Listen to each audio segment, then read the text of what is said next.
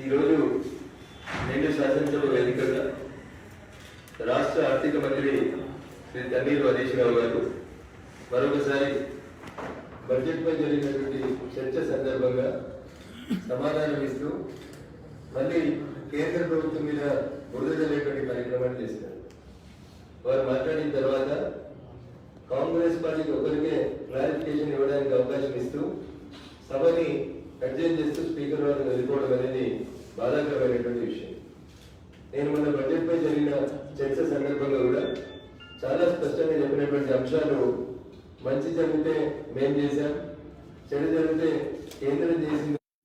మంచి చెడులన్నింటినీ కూడా మాకు ధైర్యం ఉంది, మేము బాధ్యత తీసుకుంటామని చెప్పి ఆ రోజు నేను నిండు శాసనసభ వేదికగా చెప్పాను. ఈరోజు గౌరవ మంత్రివర్యులు హరీష్ రావు గారు మాట్లాడుతూ కేంద్ర ప్రభుత్వం విభజన చట్టం, ఆంధ్రప్రదేశ్ పునర్వ్యవస్థీకరణ చట్టం 2014లో ఇచ్చిన హామీలైనటువంటి Bayyaram steel factory, Warangal coach ఫ్యాక్టరీని ఇవ్వక తెలంగాణకు అన్యాయం చేసిన మాట నిజమా కాదా అని ఈరోజు మళ్ళీ నిండు శాసనసభ ద్వారా అడిగారు. దానికి క్లారిఫికేషన్ చెప్పే ప్రయత్నం చేసే లోపే స్పీకర్ గారు సభను అటెండ్ చేసుకోవడం జరిగింది. ఆంధ్రప్రదేశ్ పునర్వ్యవస్థీకరణ చట్టం 2014లో నేరుగా బయ్యారం స్టీల్ ఫ్యాక్టరీ ఇవ్వమని కానీ లేకపోతే కాజీపేటలో కోచ్ ఫ్యాక్టరీ పెట్టమని కానీ బట్టగాల్చి మీరేయాలనేటువంటి ఒక ప్రయత్నాన్ని గౌరవ మంత్రివర్యులు చేయడం అనేది బాధాకరమైనటువంటి విషయం. ఆ రోజు చట్టంలో, విభజన చట్టంలో రాసినటువంటి అంశం ఏంటంటే ఫీజిబిలిటీ ఉందా లేదా అనేది చూసి దానికి ఒక కమిటీ వేసి, టెక్నికల్ కమిటీ, ఎక్స్పర్ట్ కమిటీని వేసి ఆ కమిటీలు ఇచ్చినటువంటి నివేదిక ఆధారంగా ఒకవేళ ఫీజిబిలిటీ ఉంటే బయ్యారం స్టీల్ ఫ్యాక్టరీని పెట్టమని చెప్పినారు, ఫీజిబిలిటీ ఉంటే కోచ్ ఫ్యాక్టరీ పెట్టమని చెప్పడం జరిగింది. ప్రస్తుతం తయారవుతున్నటువంటి కోచ్లకు సంబంధించి మొన్ననే రైల్వే శాఖ మంత్రి పీయూష్ గోయల్ గారు పార్లమెంట్ వేదికగా చాలా స్పష్టమైనటువంటి సమాధానాన్ని ఇవ్వడం జరిగింది. ఇప్పుడు ఎగ్జిస్టెన్స్ లో ఉన్నటువంటి రైల్వే కోచెస్ భవిష్యత్తులో ఈ రకంగా ఉండట్లేదు. రైళ్ల నిర్మాణం, కోచ్లన్నీ కూడా మారిపోతా ఉన్నాయి కాబట్టి కొత్త రకమైనటువంటి టెక్నాలజీ తోటి కొత్త కోచ్ ఫ్యాక్టరీని భవిష్యత్తులో ప్రకటిస్తామని చెప్పినారు. ఇది రాష్ట్ర ప్రభుత్వానికి తెలియదంటే తెలుసు. ఐటీఐఆర్ కూడా మళ్ళీ మమ్మల్ని మోసం చేస్తా ఉంది కేంద్ర ప్రభుత్వం అని చెప్పి హరీష్ గారు రెండు సభలో చెప్తారు. అది ఐటీఐఆర్ అయినా, ట్రైబల్ యూనివర్సిటీ అయినా, మిగతా అన్ని విషయాలలో కూడా కేంద్ర ప్రభుత్వం 100కి హామీలు మినహా చేయాల్సిన పనులన్నింటినీ కేంద్ర ప్రభుత్వం రాజకీయ చేసింది. ట్రైబల్ యూనివర్సిటీకి సంబంధించి స్థల సేకరణ విషయంలో, స్థలం అలాట్మెంట్ విషయంలో కూడా ఆదిలాబాద్ లో పెట్టాలా, ఖమ్మంలో పెట్టాలా, వరంగల్లో పెట్టాలా అనే ఒక క్లారిటీ లేక స్థలం కేటాయించని చూడడం వల్ల చివరిగా వారు ఇంకొక ఆరోపణ చేస్తున్నారు. రఘునందన్ గారు చెప్పినారు, కరోనా పాండమిక్ సిచ్యువేషన్ టైం లోపల కేంద్ర ప్రభుత్వం FRPM ని పెంచడంతో పాటు రాష్ట్రాలకి GSTలో ఏదైతే లోటు వస్తుందో ఆ లోటు ఎంత వస్తే అంత వివిధ బ్యాంకుల ద్వారా సహాయాన్ని, ఆర్థిక సహాయాన్ని అందించి రాష్ట్రాలు ఇతోధికంగా కరోనా పాండమిక్ సిచ్యువేషన్ లో పనిచేయడానికి కేంద్ర ప్రభుత్వం సహకరించింది, సహాయపడింది. గతంలో 4 నెలల వరకు బిల్లులు రాని కేసులు ఉన్నటువంటి అనేక సందర్భాలు ఉంటే ప్రస్తుతం 7 దశాబ్దాల స్వతంత్ర చరిత్రలో, స్వతంత్ర భారతావనిలో నరేంద్ర మోడీ గారి ప్రభుత్వం సిచ్యువేషన్ ఉన్నప్పటికీ అని కేటగిరికలు చెప్తే వారు వచ్చి 13th ఫైనాన్స్ కమిషన్ లో డబ్బులు డ్యూ ఉన్నాయి, 14th ఫైనాన్స్ కమిషన్ లో డబ్బులు డ్యూ ఉన్నాయి, 15th ఫైనాన్స్ కమిషన్ లో డ్యూ ఉన్నాయి అని నోటికి వారు చెప్పాలనుకున్నాయని చెప్పేసి సభను అర్జెంట్ చేసిపోయి ఇన్ఫాక్ట్ సభని తప్పుదోవ పట్టించాలని ప్రయత్నం చేసింది గౌరవ ఆర్థిక మంత్రి గారు. మేము సూటిగా అడిగిన వారిని, సరే రఘునందన్ రావు అప్పుల్ని ఎక్కువ చేసి చూపెడతా ఉన్నాడు, మా తలసరి ఆదాయం 2,27,000 రూపాయలు ఉందని చెప్పి గౌరవ ఆర్థిక మంత్రి గారు చెప్పింది. మరి దాంట్లో అప్పు, తలసరి అప్పు, పుట్టిన మనిషి మీద, పుట్టబోతున్నటువంటి బిడ్డ మీద తలసరి అప్పు సుమారు 1,05,000 రూపాయలు ఉన్న మాట నిజమా అబద్ధమా కూడా ఆర్థిక మంత్రి గారు చెప్తే బాగుండేది.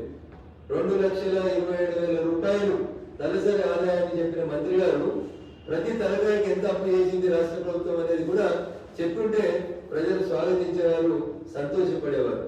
గణాంకాలు వారికి అనుకూలంగా ఉన్నాయి చెప్పి వారికి అనుకూలంగా లేనటువంటి గణాంకాలని దాటవేస్తూ ప్రతిపక్షం గొంతు నొక్కేటువంటి ప్రయత్నాన్ని రాష్ట్ర ప్రభుత్వం చేస్తుంది. అదేంటి అంటే సభ్యుల సంఖ్య తక్కువ ఉంది అని చెప్తారు. 2 నిమిషాలు మాట్లాడడానికి అవకాశం ఏంటి? కేంద్ర ప్రభుత్వం మీద ఆరోపణలు చేసినప్పుడు మాకు జవాబు చెప్పుకునేటువంటి అవకాశాన్ని ఇవ్వండి. అవి ఏమీ చేయకుండా అటెండ్ చేస్తా ఉన్నారు రేపు ఉదయానికి అని చెప్పి వెళ్ళిపోవడం అనేది బాధాకరమైనటువంటి విషయం. ఇకపోతే ఈరోజు రాష్ట్ర శాసనసభకి ముఖ్యమంత్రి గారు కూడా వచ్చి పిఆర్సీ విషయంలో కూడా ఒక ప్రకటన చేసినారు. ఏం చెప్తారు? మేము చాలా గొప్పగా కరోనా పాండమిక్ సిచ్యువేషన్ ఎదుర్కొన్నాం, చాలా గొప్పగా పిఆర్సీ ఇస్తా ఉన్నామని చెప్తున్నారు. ఎప్పుడు ఉంది పిఆర్సీ?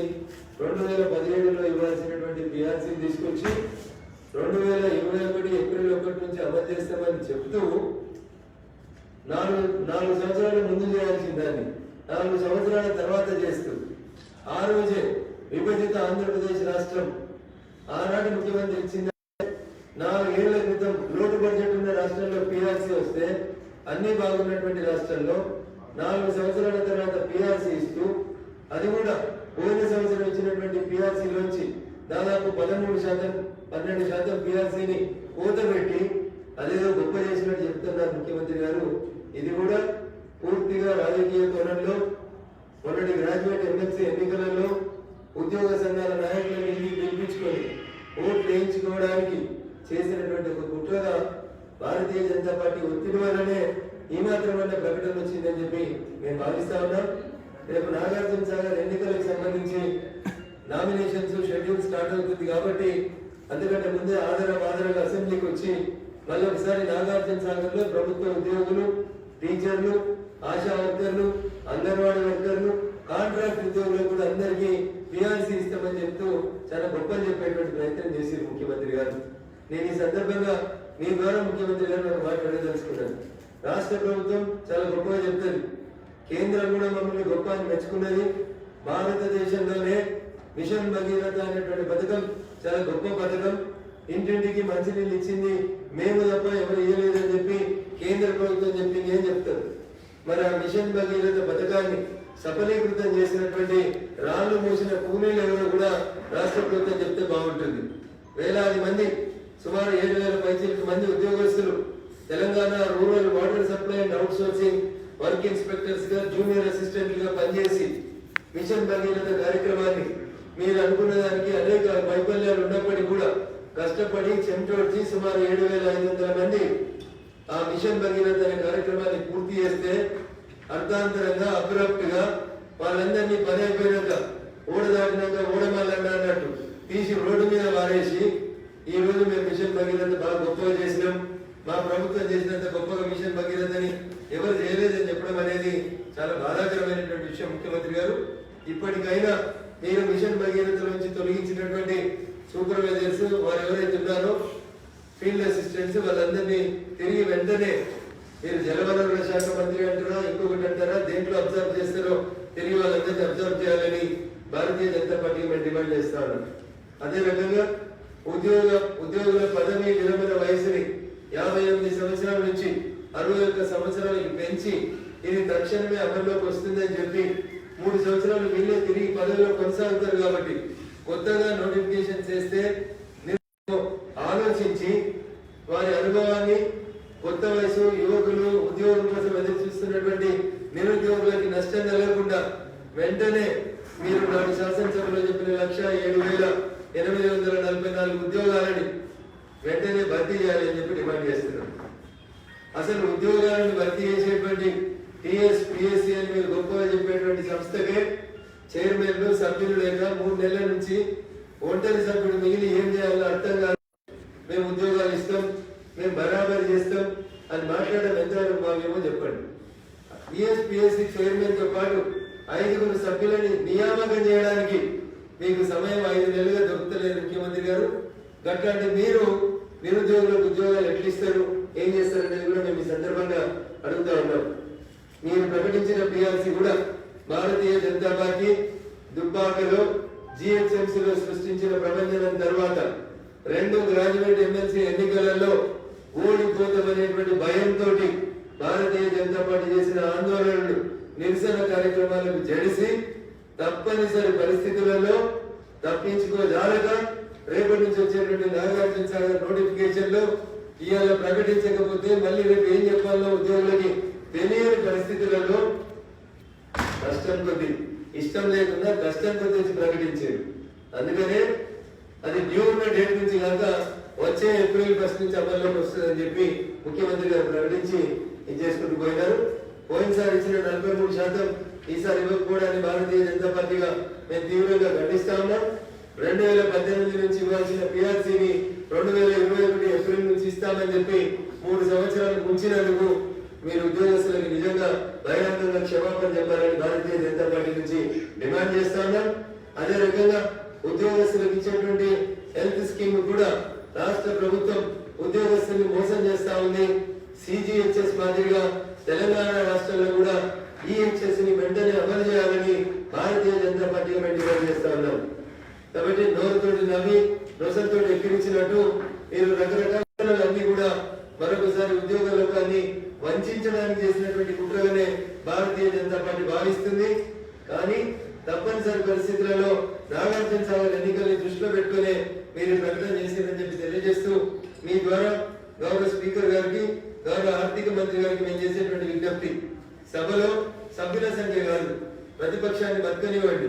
పాలక పక్షం యొక్క తప్పుల్ని ఎత్తి చూపేసేటువంటి ప్రతిపక్షాన్ని, మీరు చేసేటువంటి తప్పుల్ని అద్దంగా మీ ముందు ఉంచేటువంటి ప్రతిపక్షానికి మాట్లాడేటువంటి అవకాశాన్ని కల్పిస్తే మీ వీపు మీకు ఎట్లా కనబడతలేదు, కనీసం ప్రతిపక్షాలన్నా అద్దంగా మీరు చేసేటువంటి తప్పుల్ని మీకు చూపెట్టి సరిదిద్దుకునేటువంటి ఒక అవకాశం ఇచ్చేటువంటి ప్రతిపక్షాల గొంతులు నొక్కొద్దని మీడియా ద్వారా మేము స్పీకర్ గారికి, గౌరవ ఆర్థిక మంత్రి గారికి, అదేవిధంగా శాసనసభ వ్యవహారాల మంత్రి గారు అయినటువంటి ప్రశాంత్ రెడ్డి గారికి సవినయంగా విజ్ఞప్తి చేస్తూ, పాలక పక్షం బతకాలంటే, ప్రజాస్వామ్యం పరిడ వెళ్ళాలంటే ప్రతిపక్షం పాత్ర కూడా అంతే ఉంటుంది. నాణానికి బొమ్మ బొరుసు ఎట్లలో ఏ రకంగానైతే బొమ్మ లేకుండా బొరుసు, బొరుసు లేకుండా నాణ్యం ఉండదో ఉన్న రోజే భారత ప్రజాస్వామ్యం పరిడ వెళ్తుందని చెప్పి ప్రజాస్వామ్య పరిరక్షకులు చెప్పినటువంటి ఆ మాటను గుర్తించి గౌరవించి పాలక పక్షానికి కొంచెం సమయం తక్కువ ఇచ్చిన ప్రతిపక్షం గొంతును నొక్కొద్దని చెప్పి గౌరవ శాసనసభాపతికి మీ ద్వారా విజ్ఞప్తి చేస్తాను. థ్యాంక్ సంబంధించి ప్రభుత్వానికి ఇష్టం లేకుండా కూడా కష్టంతో ఇచ్చింది, ఉద్యోగులు మంచిది అంటున్నారు. వాళ్ళేమో సంబరాలు చేసుకుంటున్నారు, బాలదంత తెలుసుకుంటున్నారు, పాలక జాగాలు చేసుకుంటున్నారు. ఇప్పుడు ఈ రాష్ట్రంలో ఒక కొత్త ట్రెండ్ ని విజయ డైరీకి 4 రూపాయలు పెంచినామని, పాలు కొంచెం ఎక్కువ ఉత్పత్తి అవుతున్నాయని, నచ్చింది ఏది చెప్పినా ఫ్లెక్సీ కట్టి దాని మీద క్షీరాభిషేకాలు చేసుకోవడం తప్ప ఏం లేదని నేను షూటింగ్ అడుగుతున్నా. పిఆర్సీ ఎప్పటి నుంచి డ్యూ ఉంది, ఎప్పటి నుంచి ఇవ్వాల్సిందంటే పిఆర్సీ 2018లో చేయాల్సినటువంటి పిఆర్సీని 2021 ఏప్రిల్ 1 నుంచి చేస్తున్నందుకు ఉద్యోగస్తులు క్షీరాభిషేకం చేస్తారంటే నేను విఘ్నతకి వదిలేస్తాను. భారతీయ జనతా పార్టీ దుబ్బాకలు గెలవక, భారతీయ జనతా పార్టీ జిహెచ్ఎంసీలో ప్రపంచాన్ని సృష్టించక, ఎమ్మెల్సీ కూడా భారతీయ జనతా పార్టీ గెలుస్తుంది 2 ఎమ్మెల్సీలు అనే భయాన్ని మేము వాళ్ళ లోపల క్రియేట్ చేయకపోతే, ఇంతకుముందు కూడా 3 సార్లు నుంచి భోజనాలు పెట్టిండు ఉద్యోగ సంఘాల నాయకులకి, ఏదైనా పిఆర్సీ ప్రకటించిండా? ఈ రోజే ఎందుకు ప్రకటించిండు? రేపటి నుంచి నాగార్జున సాగర్ ఎన్నికల కోడ్ అమల్లోకి వస్తుందన్న భయానికి భారతీయ జనతా పార్టీ ప్రపంచాన్ని తట్టుకోవడానికి చేస్తుండు. దాంట్లో కొన్ని ఉద్యోగ సంఘాల నాయకులు, మిత్రులు కొంతవరకు రాష్ట్ర ప్రభుత్వానికి మరి ఎందుకు విజేస్తా ఉన్నారో నాకు తెలియదు. కానీ ఉద్యోగ సంఘాల నాయకులు ఏమైనా తప్పనిసరి పరిస్థితులలో పాలాభిషేకాలు చేస్తున్నారేమో, కానీ మీరు ఇండివిజువల్ గా ఉద్యోగస్తులు అడిగితే మాత్రం it is my personal opinion that nobody is happy against the PRC అనేది నేను అనుకుంటున్నాను.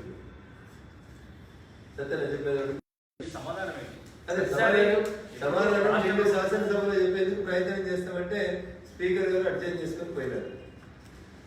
నేను బడ్జెట్ మీద సమాధానం చెప్తున్నప్పుడు నేను వారికి చెప్పింది ఏంటంటే, కేంద్ర ప్రభుత్వం కరోనా పాండమిక్ సిచ్యువేషన్ టైంలో జిఎస్టీ బిల్లులు ఇస్తలేదని హరీష్ గారు అనేక సందర్భాల్లో ఆరోపించినారు ఆర్థిక మంత్రి గారు. అది అబద్ధం. జిఎస్టీ ఎంతైతే మీకు లోటు వచ్చిందో దానికి సంబంధించి కేంద్ర ప్రభుత్వం 2 ఆప్షన్స్ ఇచ్చింది. ఒకటి, మీరు గ్యారంటీ ఉండి లోన్లు తీసుకోండి, లేదా 2 మేము గ్యారంటీ ఉండి రాష్ట్ర ప్రభుత్వానికి లోన్స్ ఇస్తామని చెప్పింది.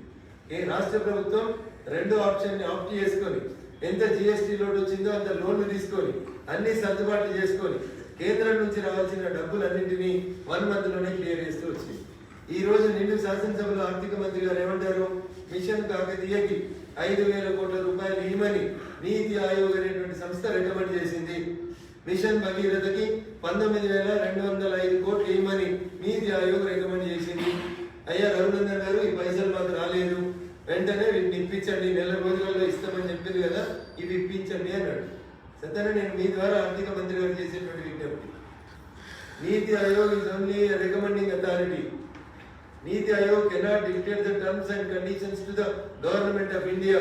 వాళ్ళు రికమెండ్ చేసిరన్నా, మరి అట్లంటే మీరు వేసుకున్నటువంటి కమిటీ పిఆర్సీ ఎంత ఇవ్వని చెప్పిందన్నా? చెప్పు ముందుగా ముఖ్యమంత్రి సారు, నువ్వు ముగ్గురితో వేసినావు కదా, chief secretary, finance secretary, revenue secretary, ముగ్గురితో కమిటీ వేసినావు కదా, కమిటీ పిఆర్సీ ఎంత ఇవ్వమన్నాడు? కమిటీ రికమెండ్ చేసినంత రాష్ట్ర ప్రభుత్వం పిఆర్సీ ఇస్తుందా? It is only recommending committee. అట్లే నీతి ఆయోగ్ కూడా రికమెండ్ చేసింది కేంద్ర ప్రభుత్వానికి డబ్బు ఇవ్వమని. మేము ఇవ్వలేదు, కానీ బ్యాంకులకి పూచికత్తు ఇస్తే మీరు లోన్లు తీసుకొని కదా ఈ మిషన్ భగీరథ, మిషన్ కాకతీయని కంప్లీట్ చేసింది. రాష్ట్ర ప్రభుత్వం బడ్జెట్ పెట్టిందా? వీటికన్నిటికీ బ్యాంకుల్ని కార్పొరేషన్ చేసి బ్యాంకుల నుంచి లోన్లు తెచ్చుకున్నారు. అట్లాంటప్పుడు నీతి ఆయోగ్ అనేటువంటి సంస్థ చెప్పింది కాబట్టి కేంద్రం డబ్బులు ఇవ్వాలని ఆర్థిక మంత్రి గారు చెప్పడం అనేది సరైనది కాదనేది నా ఉద్దేశం. ఇకపోతే వారు అడిగినటువంటి ఇంకొక మాట అడిగిన వారు, వెనుకబడిన ప్రాంతాల అభివృద్ధి కోసం ఇవ్వాల్సినటువంటి 1,350 కోట్ల రూపాయలు ఎందుకు రాలేదు అని అడిగారు. 13th ఫైనాన్స్ కమిషన్ నుంచి రావాల్సినటువంటి డబ్బులు, 14th ఫైనాన్స్ కమిషన్ నుంచి రావాల్సినటువంటి 817 కోట్లు, భవిష్యత్తులో 15th ఫైనాన్స్ కమిషన్ నుంచి లోటుగా చూపెడుతున్నటువంటి 723 కోట్లు మాకు వెంటనే నెల రోజులలో ఇప్పించమని అడిగిన వారు.